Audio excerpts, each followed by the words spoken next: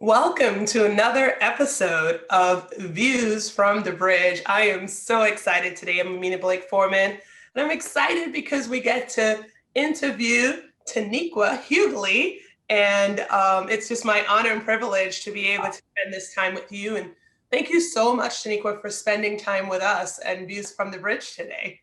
Nice. Thank you for having me. Good morning. Good morning. Good morning. Well, let's just jump right into it. So tell us a little bit about yourself and your background. Yes.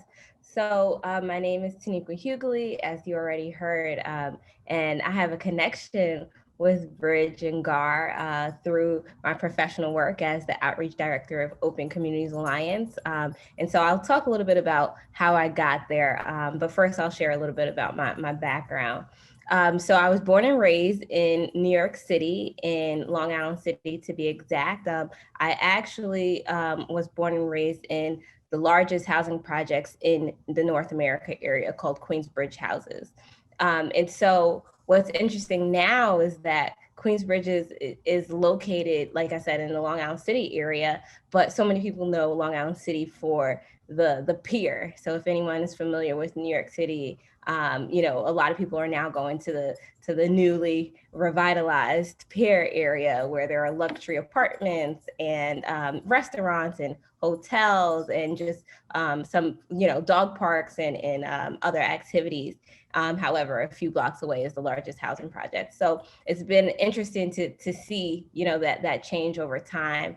And so in my household growing up, housing has always been a part of our conversations because my mom worked for the New York City Housing Authority. She's recently retired.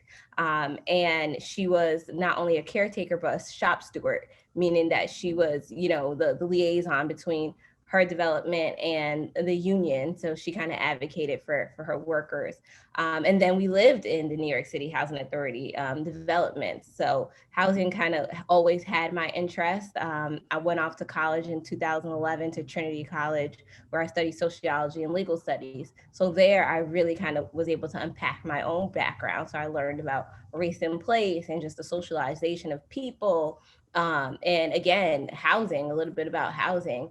And that kind of really truly shaped my thoughts on housing and my own background. I looked at, housing, how housing related to education, particularly, and policy, laws and policy. And so after my undergrad years, I then went off to, I stayed at Trinity actually, and I worked there for 2 years and I got my grad degree in public policy. And then I went to Trinidad and Tobago on a Fulbright grant where I worked with girls who are in St. Jude School for Girls, which is the only all-girls juvenile facility there. And my research again looked at the factors that were leading girls to become in conflict with the law, and housing was definitely at the center of that. And then I came back and I joined the OCA team as the outreach director. So that's a little bit about what I do. And Oh I'm my sure. God, this is so exciting. Do you know that I was born and raised in Trinidad and Tobago? Oh, nice. Where? So that is so fun. This is so exciting. So now you're at OCA. So tell us exactly what is your title and your role there at OCA? So at OCA, I'm the outreach director. And so I do a lot of outreach in education. So for legislators, I often help my organization communicate with legislators and figure out education and outreach for any of our bills or our initiatives. I have the opportunity to communicate with community organizations and our partner organizations, so some other nonprofits as well, and some national organizations such as GHAR and the National Association of Realtors.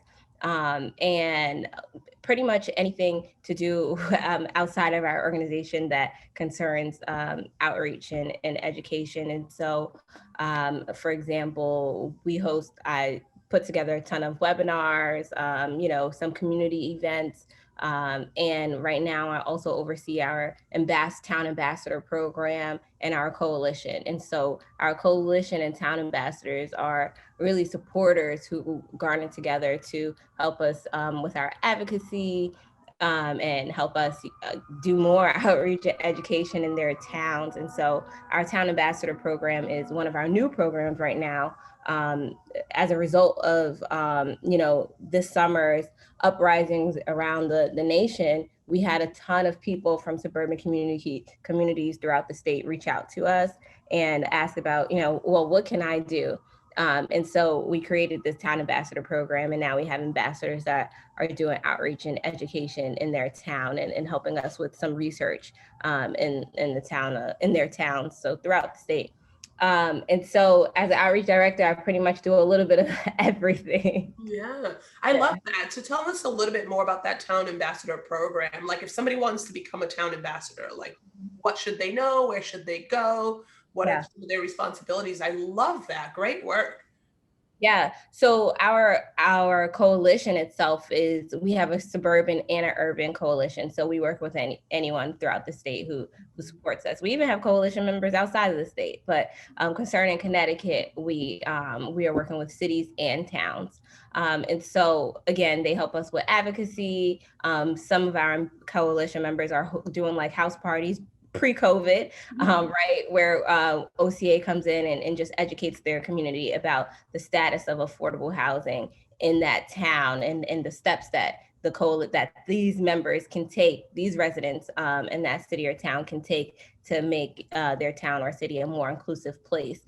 And so the Town Ambassadors program was born out of the coalition, right? And so they have the opportunity to do some of the same things, but to take a little further steps, right? So now we're asking our town ambassadors to have a hand in their affordable housing plan, to have a hand in their plan of conservation and development, right? And to truly gather other folks, their neighbors and schools, to really gather folks to talk about the importance of affordable housing and the need of affordable housing in their towns.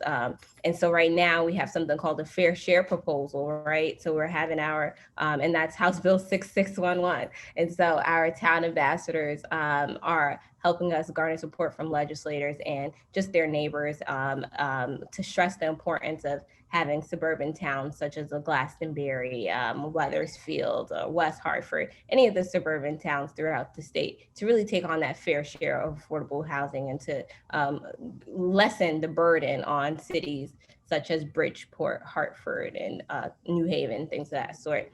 So if you're interested, if you live in a suburban town in the state of Connecticut and you're interested in being a town ambassador, please connect with me. You can shoot me an email at Huguley, Huguley at ctoca.org, or you can just visit our website and send us an email there. And let's give them the website as well so they have it. ctoca.org. Perfect. Perfect. You got to say things multiple times so they have it. Yeah. All right. And so, Taniqua, tell me, what do you believe has been your greatest career accomplishment? Wow. So I've been with OCA for 2 years. March just made 2 years. And within those 2 years, if anyone is familiar with OCA, you know that the past 2 years we've done a lot. The past year we've done a lot. So it's kind of hard to point out, like, I think my biggest accomplishment, but what I will say overall is that I'm proud of our coalition and the ways that our coalition is true. Our coalition members are truly brave. They're interested in educating people in suburban towns, right? And not that they can change people's minds, but they are truly out there debunking the myths about affordable housing and housing throughout the state.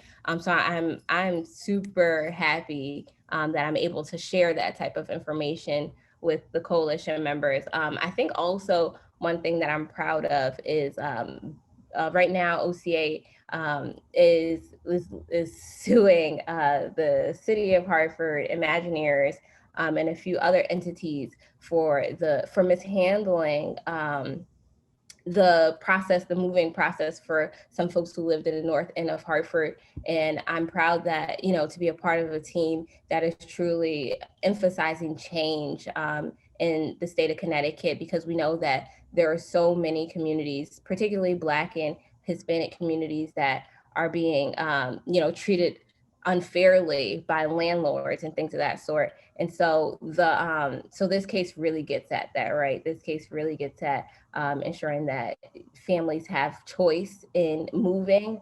And so it really gets at, just making sure that we right our wrongs in the state of Connecticut. So I'm truly proud of being a part of a team that is making tangible change in the state. And thank you guys so much for your hard work. I mean, on behalf of the realtor community, I think we all appreciate you kind of being in the battleground to help families have options. So with that being said, what can we do as a realtor community to support you, add value to your world, and make your job maybe a little bit easier, a little bit more impactful? Yeah, so realtors are not necessarily experts about housing, right? But I think that it's important for realtors to educate themselves on things such as the history of housing discrimination. I think it's important for realtors to educate their colleagues, right? And if you're on committees such as Bridge and a part of GHAR, I think it's important for these organizations to host conversations about housing discrimination, to emphasize trainings, and to really, teach realtors about the biases. Apologies, I have a dog here. So I think that it's important for, realtors to really say something also, right? When you witness discrimination. I think it's important for realtors to be a part of the conversation, because unfortunately, realtors may not want to, may not want to report these things because it's a long process. However, realtors play a critical role in integration.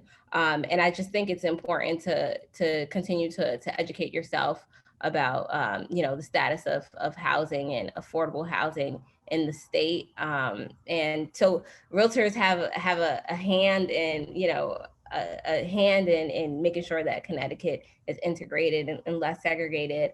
And I think just learning things such as the top myths, right? Like, my property values will go down if affordable housing is placed here, right? And no, you all are not like the educators, but if you can help your colleagues or your clients realize that that's not true, right?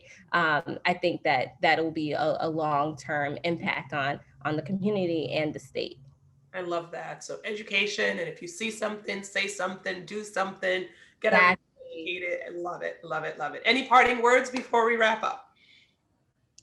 No, I think that the work of the Bridge Committee and GHAR is doing really good work here in Connecticut. And I say, hold your colleagues accountable, hold the organizations accountable, and truly continue to do this type of work to make Connecticut a better place for all families.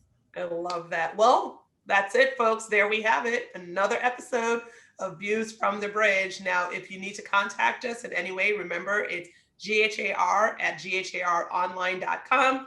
Subject line, Views from the Bridge. Thank you so much for joining us. And thank you so much, Taniqua.